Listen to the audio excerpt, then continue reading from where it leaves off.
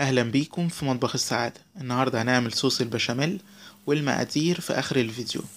اول حاجة عندنا الزبدة، هنحط معاها معلقتين زيت عشان ما تتحرقش معانا على النار، وهنحطها على نار متوسطة. وبعد كده هننزل بالدقيق بتاعنا ونبتدي نقلب مع بعض، يعني هنشوحهم مع بعض حوالي 4 دقايق لغاية ما يبقوا معانا بالقوام ده تقريبا.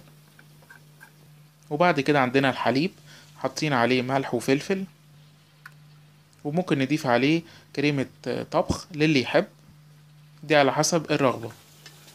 وبعد كده هنبتدي ننزل بالحليب واحدة واحدة، والحليب طبعا ما يكونش ساقع، يكون سخن او دافي.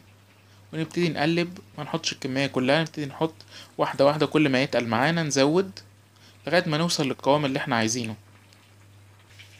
وبعد كده نسيبه يغلي على النار، وكل ما بيغلي كل ما بيتقل.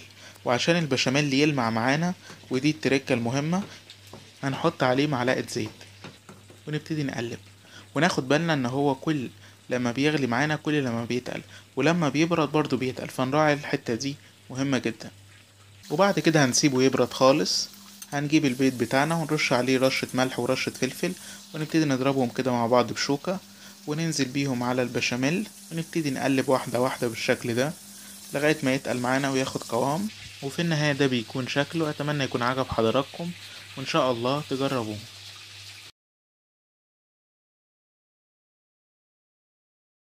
بتمنى الفيديو يكون عجب حضراتكم، ولو عجبكم ما تنسوش لايك على الفيديو واشتراك في القناة، وممكن تتابعونا على مواقع التواصل موجودة أمام حضراتكم. وإلى اللقاء إن شاء الله في فيديوهات جديدة على مطبخ السعادة.